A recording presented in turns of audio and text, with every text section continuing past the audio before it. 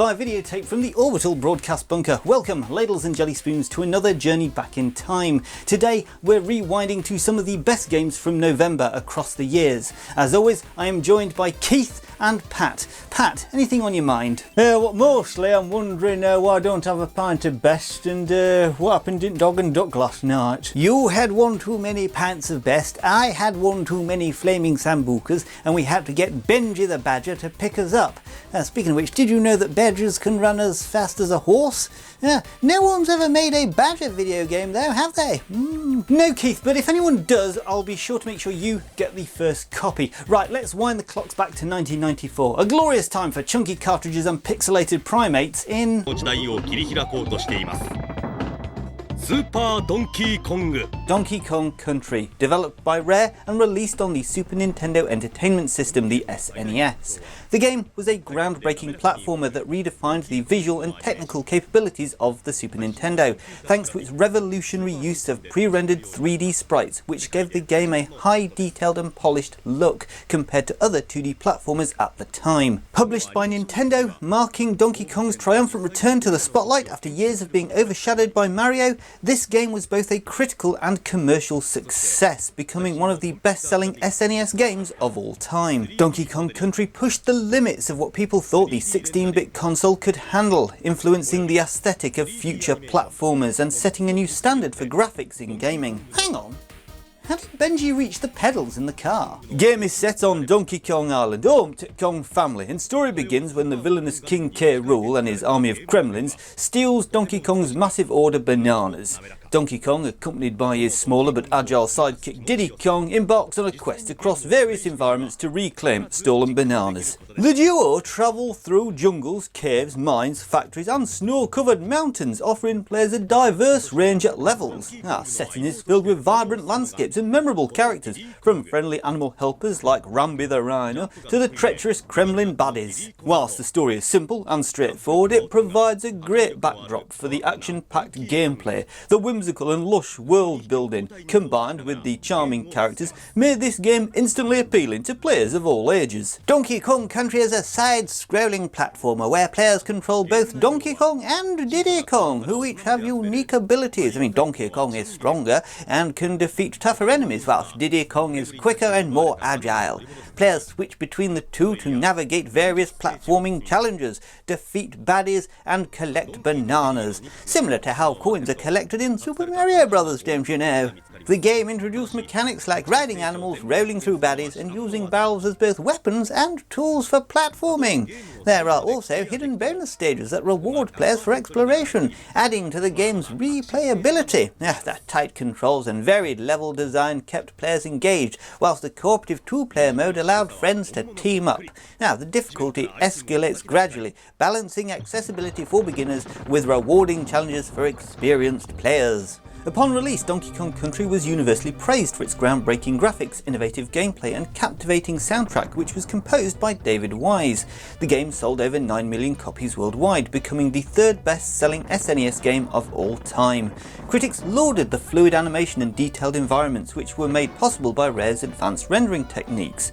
Its success helped solidify the SNES as a powerhouse in the console wars of the 90s. Donkey Kong Country not only revitalized the Donkey Kong franchise, but also influenced future platformers, pushing the industry towards higher graphical fidelity and more polished gameplay experiences.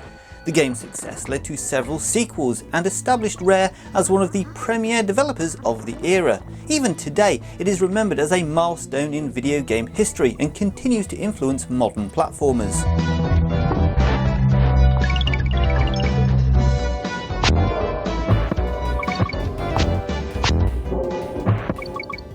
Donkey Kong Country on the SNES, what a game. Those pre-rendered graphics blew our minds. This beauty from Rare was a platforming masterpiece, swinging and stomping through the levels with visuals that looked at the time like pure magic. I remember yelling at TV because of those bloody minecart levels. If I'd wanted to experience panic on rails, I'd have just stayed on Northern Line in rush hour.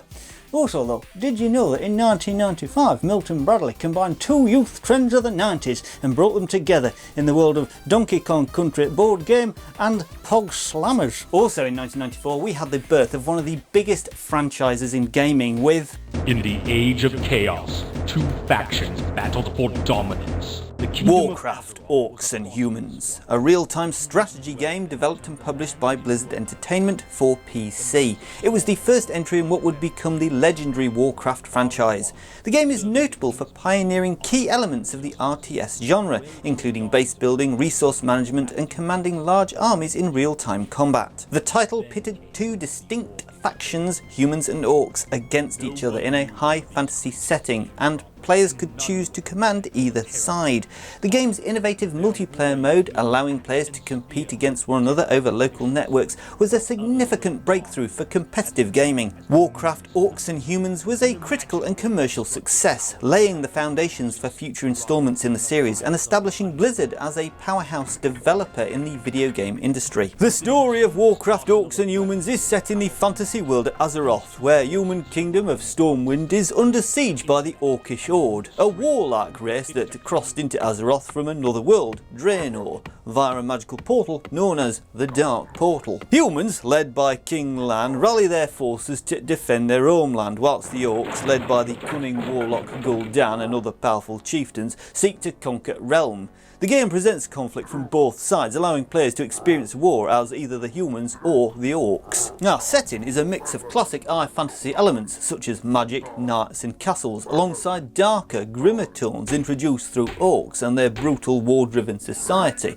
Now, a two-sided narrative approach allows for greater depth, as players could explore the motivations and tactics of both factions, which were a fresh concept for genre at the time. Warcraft, Orcs and Humans established many of the core mechanics that would define the real-time strategy genre. Players could gather resources such as gold and lumber to build structures, train units and research upgrades. They could then use these resources to create armies composed of various units, such as footmen, archers and mages for the humans, or grunts, warlocks and ogres for the orcs. The goal was typically to destroy the opponent's base whilst defending one's own, although some missions introduced different objectives, such as rescue or reconnaissance. The game featured Fog of War, which obscured parts of the map until players explored them. Additionally, the game offered a multiplayer mode through local network, allowing players to compete against each other in real time, a revolutionary feature for its time. Warcraft emphasised both strategy and quick decision making, as players needed to balance resource management with commanding armies and building defences. Now then, it's MC Patty White M on the mic, time to build defences, so get it right. Orcs at the gate, they're coming in fast, but with my strategy, you're gonna outlast. You've been writing these scripts at 2 AM again, haven't you? Upon release, Warcraft, Orcs and Humans received widespread praise for its deep strategic gameplay and high level of polish, particularly in terms of graphics and sounds for a PC game in 1994, that is. Critics lauded the engaging single-player campaign and innovative multiplayer capabilities, which set it apart from earlier strategy games. The game's success established Blizzard as a leader in the gaming industry and directly influenced the development of other RTS games, including Command & Conquer and Age of Empires. The multiplayer aspect of Warcraft helped popularise competitive RTS gaming and laid the groundworks for future Blizzard hits, including Warcraft 2, Warcraft 3 and the massively popular World of Warcraft. Have you ever heard of the saying, flogging a dead horse? I'll have you know that the World of Warcraft also turns 20 years old this very month, but you know, more on that later, maybe. The game's impact was also felt in the broader fantasy genre, as its lore and setting became deeply influential, ultimately spawning novels, comics and even a feature film. Warcraft, Orcs and Humans is remembered as a key innovator in both RTS design and multiplayer gaming, shaping the genre for decades to come. Cunning, intellect, and brute strength, with the victor claiming dominance over the whole of Azeroth. Welcome to the world of Warcraft. Orcs were simpler back then. Now they've got like backstories with troubled childhoods. In Warcraft, they were just trying to build a hut without getting eaten. But did you know in beginning stages of development, Blizzard actually considered using the Warhammer license for Warcraft? Yeah, this was even pushed by Eamon Adam to give the game brand recognition. However, after their terrible experiences with DC Comics during the development of Superman and the Justice League games, the rest of the staff decided to instead create an original property. And in November 1994, another big moment. The first ever online video game news magazine, Game Zero, went fully digital. This was a brave move considering most of us were still trying to figure out how to connect to the internet without accidentally calling out Margaret. Oh, how is old Maggie? Do send her my best. And speaking of the past, William Higginbotham, creator of Tennis for Two, one of the first video games ever, passed away in 1994. He was a true pioneer. I mean, without him we might still just have ping pong and real tennis. Not sure that'll be the worst thing, but fair play to him. Let's jump forward to 1999 and we're landing with Ihre Papiere, bitte. Medal of Honor, released for the PlayStation 1, developed by DreamWorks Interactive and published by Electronic Arts. Created by filmmaker Steven Spielberg, the game was one of the first to bring the World War II era to the first-person shooter genre, setting a precedent for future military shooters. Medal of Honor offered an immersive and realistic portrayal of the war, focusing on tactical and covert missions of an elite soldier rather than large-scale battles typically seen in games. The game was well received for its historical accuracy, intense atmosphere and engaging gameplay, making it a standout title on the PlayStation and one of the pioneers of the modern military FPS genre. Medal of Honor went on to spawn an entire franchise and played a key role in the popularisation of World War II themed shooters, laying the groundwork for series such as Call of Duty. Now the game is obviously set in World War II and players assume the role of Jimmy Patterson, a member of the Office of Strategic Services, the OSS, a precursor to the modern CIA. The story begins in 1944 and focuses on a series of secretive, behind-the-lines operations against Nazi forces. Patterson is tasked with completing various missions that range from sabotaging enemy operations, gathering intelligence and rescuing prisoners of war. The setting spans different parts of Europe, including German bases, train depots and war-torn villages, all whilst capturing the grim realities of a wartime environment. The story is inspired by real events and military operations, lending a degree of authenticity to experience. Now, Spielberg's influence is evident as the game carries a cinematic tone, with cutscenes and briefings between missions that give context to the war effort, making players feel like they are part of a larger narrative. Medal of Honor is a first-person shooter that combines action with a strong emphasis on stealth and strategy. Players navigate through a series of linear missions, each with specific objectives, such as destroying key enemy installations or collecting intelligence. The gameplay encourages a mix of combat and discretion, often requiring players to avoid detection or use disguises to infiltrate enemy positions. Weapons range from standard World War II firearms such as rifles and pistols to grenades and rocket launchers. The game also introduced an early version of enemy AI where soldiers react to players' movements, taking cover and even calling for reinforcements. The game mechanics, whilst basic by today's standards, added depth to a traditional run-and-gun formula seen in other shooters of the time.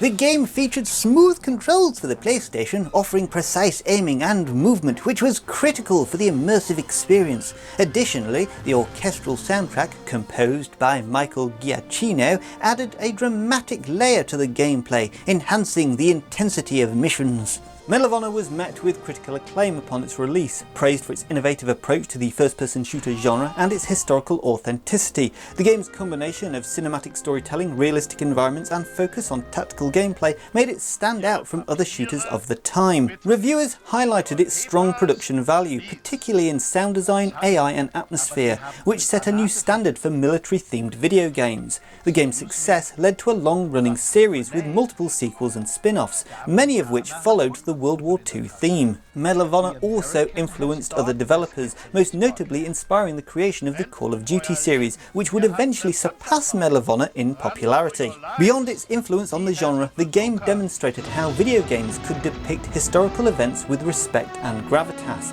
helping to shift the perception of the medium from purely entertainment to a potential tool for immersive interactive storytelling.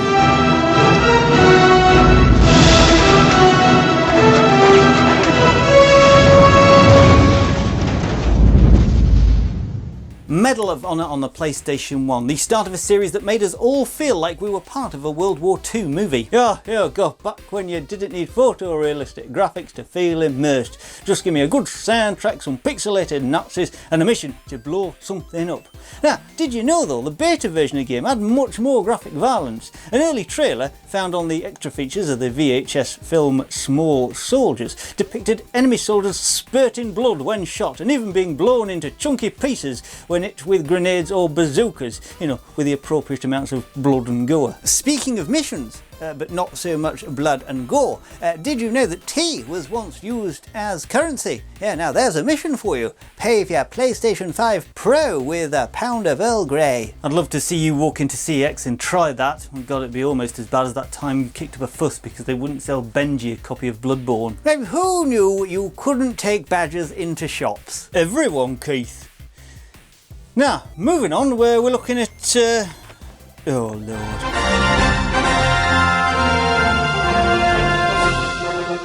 Indiana Jones and the Infernal Machine, an action-adventure game developed by LucasArts for PC. It was the first fully 3D game in the Indiana Jones franchise, following the success of the previous 2D point-and-click titles like Indiana Jones and the Fate of Atlantis. The game was heavily inspired by the Tomb Raider series, with its combination of puzzle-solving, platforming and combat.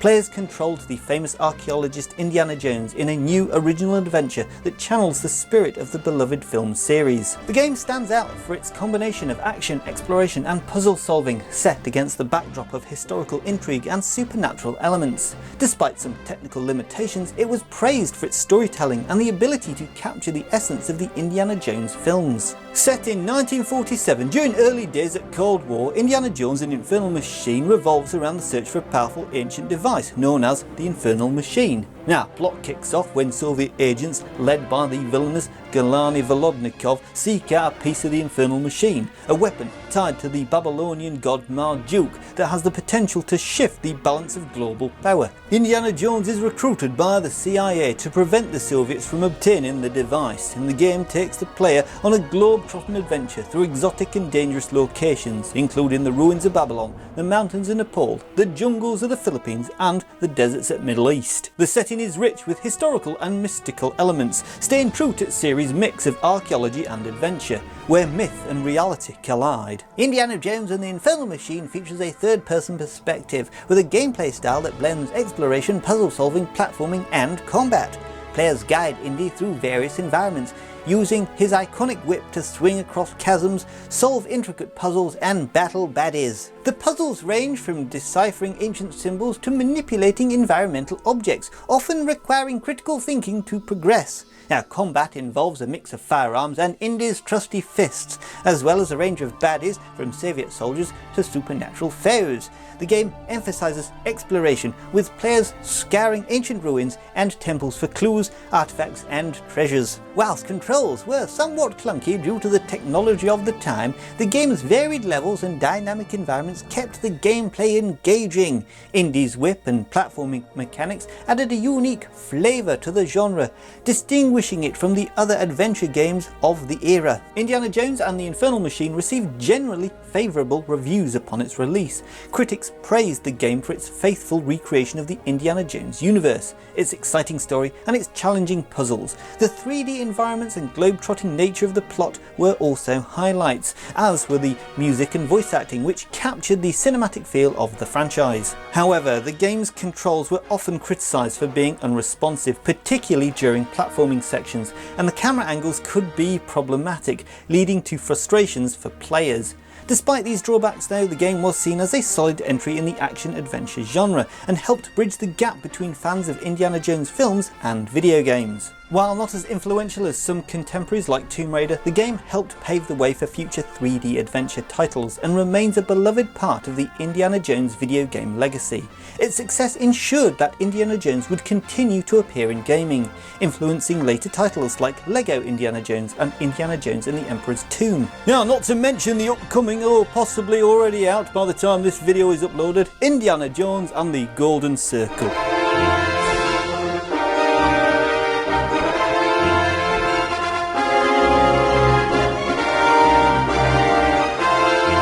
Not quite as revered as Indy's movies, but it's still a fun romp, although I think Pat has thoughts. Thoughts? Aye, I do. Mainly that no one warned me that Indy would spend half a game solving puzzles that made the Crystal Maze look easy.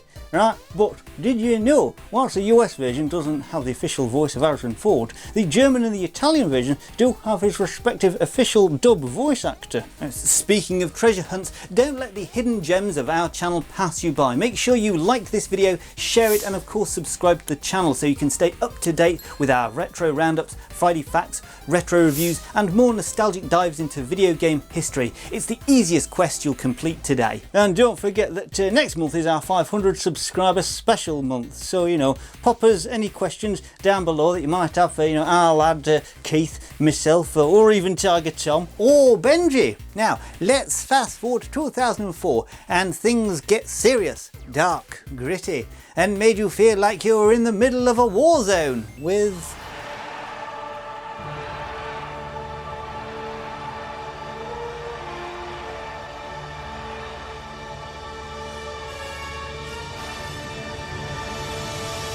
Killzone, released for the PlayStation 2, developed by Guerrilla Games and published by Sony Computer Entertainment. Marketed as a Halo killer, the game was an ambitious first-person shooter set in a gritty sci-fi universe. Whilst it didn't quite live up to the enormous hype generated before its release, Killzone established itself as a solid first-person shooter with strong narrative elements and a distinctive dark atmospheric design. The game's dystopian setting, realistic combat mechanics and focus on squad-based tactics set it apart from other shooters of the time. Despite some technical limitations on the PlayStation 2, such as frame rate issues and the occasional graphical glitches, Killzone was praised for its cinematic presentation, art direction and mature tone.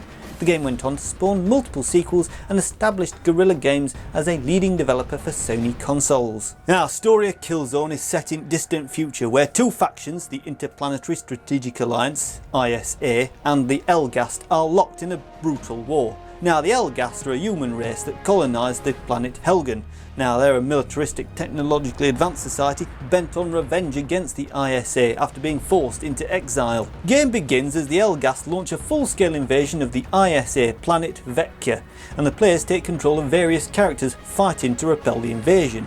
The game's narrative revolves around intense conflict between the two factions, with themes of political corruption, revenge, and warfare dominating its story. The setting is dark, oppressive and militaristic, with a strong sense of atmosphere that emphasises the brutality of war.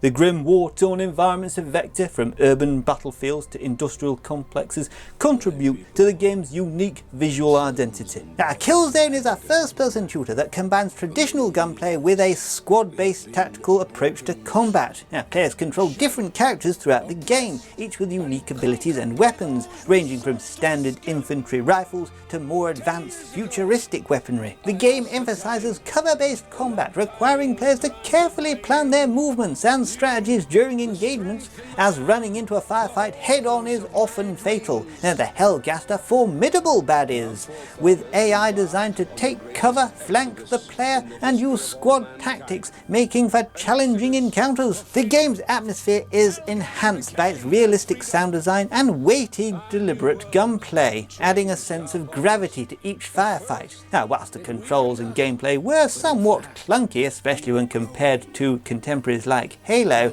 the variety of missions and the intense large-scale battles made Killzone an engaging experience. Killzone received mixed reviews upon its release. It was praised for its dark atmospheric world, strong narrative and innovative art direction, which set it apart from other first-person shooters at the time. The cinematic presentation, including impressive cutscenes and immersive environments, were also a highlight. However, the game faced criticism for the technical shortcomings of the PlayStation 2 hardware, including frame rate drops, occasional bugs, and somewhat unrefined controls. Despite these issues, Killzone gained a loyal following and was successful enough to spawn a series of sequels, including Killzone 2 and Killzone 3, both of which improved upon the original's mechanics and were released on the PlayStation 3 to much greater acclaim. Oh, no mention of the plucky Killzone game that could. that launched with the PlayStation 4, I see. The franchise helped establish Guerrilla Games as a major player in the development of first-person shooter titles and contributed to the evolution of the genre on consoles. Killzone also played a key role in shaping the identity of Sony's exclusive shooter lineup, alongside other titles like Resistance.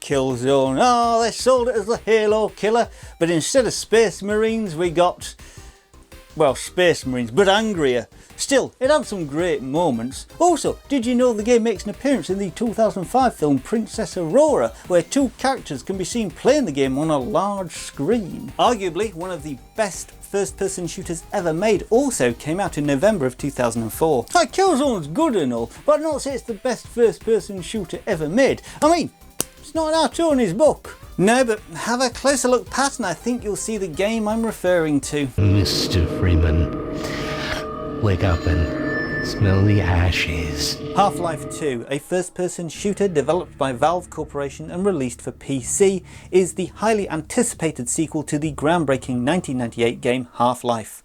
Half-Life 2 delivered a revolutionary gaming experience, combining advanced physics, immersive storytelling and cutting-edge graphics. That no one could play because no one could connect to Steam. Built using Valve's Source engine, the game set a new standard for realism and interactivity in video games, particularly with the use of the physics-based gravity gun. Players once again assumed the role of Dr. Gordon Freeman, a theoretical physicist battling against an oppressive alien regime. Half-Life 2 received widespread critical acclaim, winning numerous Game of the Year awards and becoming a major influence on future first-person shooter titles. It also laid the foundation for Valve's digital distribution platform, Steam, as the game was the first major title to require installation through the platform. And everybody bloody hated it, huh? No one talks about that, do they? Anyway, the story of Halo 2 picks up several years after the events of the original game. Now, Earth has been conquered by the Combine, a brutal alien empire that's enslaved humanity. The game is set in City 17, a dystopian Eastern European city controlled by the Combine, where a player must fight alongside resistance movement to overthrow the alien oppressors. Now, good old Gordon Freeman, the silent protagonist, is brought out of stasis by the mysterious G-Man to aid the resistance. And along the way, Freeman makes new allies like Alex Vance and Dr. Eli Vance, as well as old characters who help push the resistance forward. The setting is grim and oppressive, featuring urban decay, massive Combine structures and alien technologies. The atmosphere of Half-Life 2 is richly detailed, with emphasis on environmental storytelling. Much of the game's narrative unfolds through the world itself, rather than your traditional cutscenes. Half-Life 2 revolutionised the first-person genre with its blend of fast-paced action, puzzle-solving and interactive environments. Now, one of the game's standout features is the gravity gun, which allows players to manipulate objects in the environment, using them as weapons or tools for solving physics-based puzzles. The game's Source engine allowed for highly realistic physics, with objects behaving as they would in the real world, a novelty at the time. Players encountered a wide range of baddies, from humanoid Combine soldiers to alien creatures, and the game offers a variety of weapons to deal with these dodgy fellows. The pacing of Half-Life 2 is masterfully designed, alternating between intense firefights, exploration, and moments of quiet tension. The game is largely linear, but its dynamic world, detailed environments and engaging narrative give players a sense of immersion and freedom. Additionally, the AI of baddies and allies alike was a significant improvement over many of its contemporaries, providing more intelligent and reactive behaviours during combat. Half-Life 2 was universally praised by critics and players alike, earning numerous Game of the Year awards and achieving near-perfect scores from major gaming publications. The game's innovative use of physics, gripping narrative and detailed world design set a new standard for first-person shooter games. Many reviewers noted how Half-Life 2 seamlessly blended action, storytelling and interactivity, creating a more cinematic and immersive experience than most shooters of its time. The game's influence is still felt today, as it popularised physics-based gameplay and environmental storytelling, which have become staples in modern game design. Beyond its gameplay innovations, Half-Life 2 was significant in the rise of digital distribution through Steam, which has since become the dominant platform for PC gaming. The game's enduring legacy is evident in its influence on later titles, from first-person shooters to puzzle games like Portal, and remains a benchmark for what is possible with interactive storytelling and game design. Let us read again. Allow me to address the anxieties underlying your concerns, rather than try to answer every possible... Half-Life 2 appears in book 1001 Video Games You Must Play Before You Die by Tony Mott, the absolutely fantastic editor of Edge magazine. Oh, God. Thank God we got at least one in this month's video. Also, did you know that November 2004 was when Nobuo Uematsu left Square Enix and started his own business? Yeah, that's the chap that gave us the Final Fantasy soundtracks that we still hum today. Yeah, Midway Games acquired Paradox Development around that time too. Oh, and the Nintendo DS were released. It wasn't just a console, it were a lifestyle. Dual screens, touch controls, it were the future of handhelds. It printed money, bitches! For Nintendo. Now we're sneaking into 2014. I know 2014 might not feel retro just yet, but hey, these games are already a decade old, so they deserve a little bit of nostalgia too. Let's take a look at... It ends now. Assassin's Creed Rogue, an action-adventure game developed by Ubisoft and originally released for the PlayStation 3 and Xbox 360. It later came to other platforms including the PC, PlayStation 4 and Xbox One. Set during the mid-18th century, it serves as a direct sequel to Assassin's Creed 4 Black Flag and a prequel to Assassin's Creed 3. What made Rogue stand out in the series was its unique perspective. Players control Shay Patrick Cormac, a former assassin turned Templar, offering a fresh narrative twist.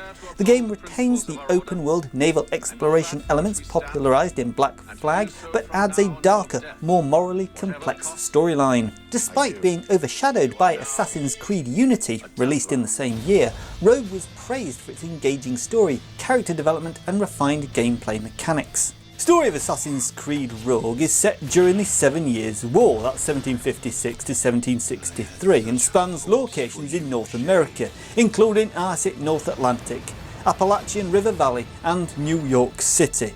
Players assume the role of Shay Patrick Cormac, an assassin who has become disillusioned with Brotherhood after a mission goes disastrously wrong, leading to deaths of innocent people. He switches allegiances to Templars and embarks on a mission to hunt down his former allies, giving players a rare glimpse into Templar Order's perspective. The setting reflects the turmoil at the time, with vast wildernesses, war-torn cities and icy seas to explore. The game also connects major events and characters from Assassin's Creed 3 and Black Flag, tying together various threads from the series' historical timeline. The moral complexity of the narrative, where Shay questions the assassin's methods and motivations, add layers of depth to the story. Assassin's Creed Rogue offers a mix of on-foot exploration, stealth and naval combat. Similar to Black Flag, the game allows players to explore a massive open world, including land-based missions, naval battles and underwater exploration. Shay's naval combat mechanics are slightly upgraded from Black Flag, introducing new weapons like burning oil, which players can use to thwart baddies on the high seas. On land, gameplay focuses on stealth and assassination missions, with Shay equipped with the usual assassin tools like hidden blades, swords and guns. However, since Shay is now a Templar, one major twist is that he faces assassin baddies who use the same stealth tactics against him. The gameplay also emphasises environmental exploration, with missions requiring players to navigate through snowy wildernesses, rivers and urban landscapes. Additionally, there are side missions, treasure hunts and upgrades for Shay's ship, the Morrigan, offering plenty of context for you completionists out there. Assassin's Creed Rogue was generally well received by critics and players alike, particularly for its engaging narrative and unique perspective from the Templars' side. The game's connection to the broader Assassin's Creed lore was also appreciated, as it bridges key plot points between earlier titles. Critics praised the naval combat, large open world environments and darker, more mature tone of the story. However, some reviews pointed out the game felt more like an expansion to Black Flag rather than a fully realised standalone entry, with much of the gameplay mechanics being directly reused. Despite being somewhat overshadowed by the simultaneous release of Assassin's Creed Unity, Rogue became a cult favourite amongst fans of the series for its fresh narrative approach. Now, not to mention the fact that Assassin's Creed Unity were broken as hell at launch. Over time, Rogue has gained recognition for its contribution to the series and is often considered as an underrated entry in the Assassin's Creed franchise. Its influence on future games, particularly the moral complexity and storytelling, can be seen in later titles.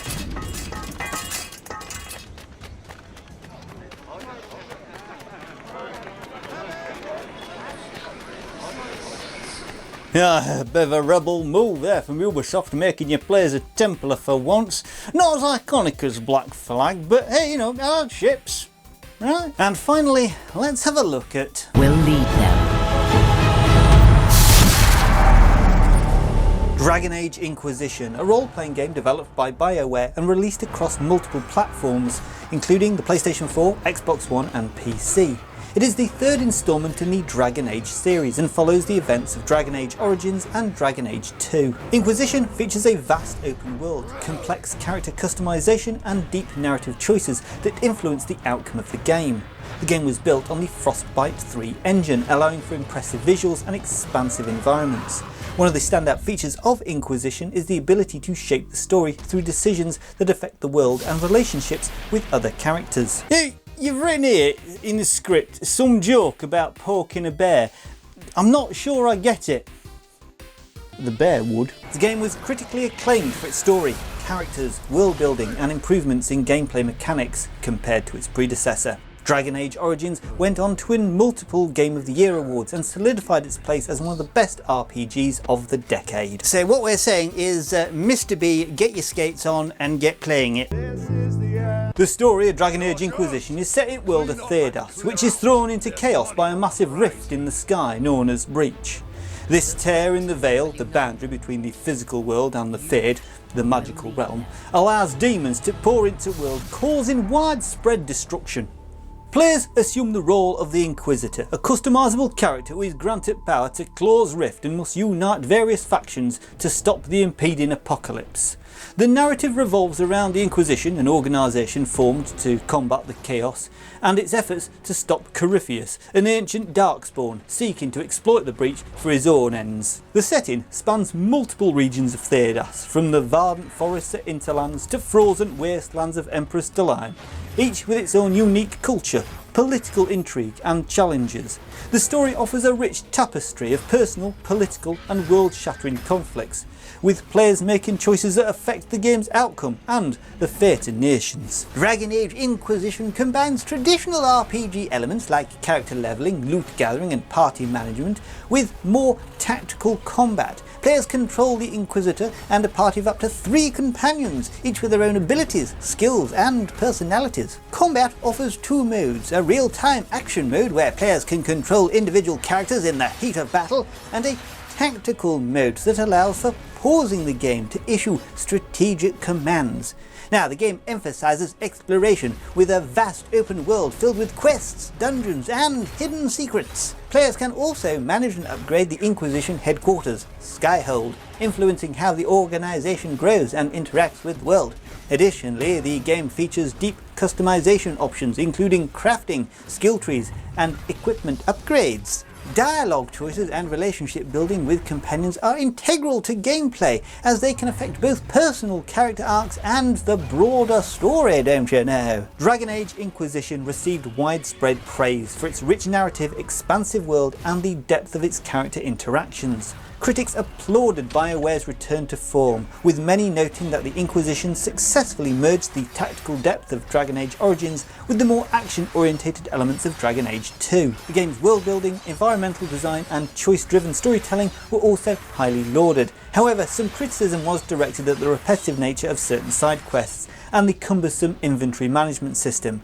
Despite these minor critiques, Inquisition was a commercial success and won numerous Game of the Year awards. The game's influence on future RPGs, particularly in its emphasis on player choice and open world exploration, is evident in many subsequent titles. Dragon Age Inquisition also reinforced BioWare's reputation for creating deeply engaging characters and complex branching narratives, influencing how future games in the genre approached storytelling.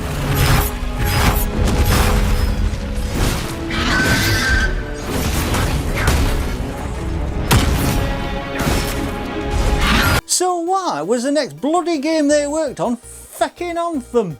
Dragon Age Inquisition, a game so epic it made me actually feel like I was leading a medieval rebellion. Yeah, medieval rebellions. My great-grandfather was in one of those, you know, though I think it was over tea rations. Did you know that Crestwood had a significantly different appearance in the PAX 2013 demo than how it does in the actual final game? In demo, Crestwood Vale is a vivid, thriving area filled with soldiers and castles, but in the final game, however, it's depicted as gloomy, rainy and overrun with demons. Ladles and jelly spoons, that is a wrap on our November Retro Roundup. I hope that you've enjoyed this little trip down memory lane as much as we have, and remember to like, share and subscribe to the channel, because if you don't, Keith might just start a rebellion. And trust me, I know how to start one. Benji, light the torches! Right, before this all gets out of hand, I just thought I'd remind you all that if you've got any burning questions for us here at the Orbital Broadcast Bunker, pop them in your comments down below and we'll get to them in our 500 subscriber special in December. Before we go, I'll leave you with this. If we aren't supposed to eat animals, why are they made of meat? Cheerio, see you soon.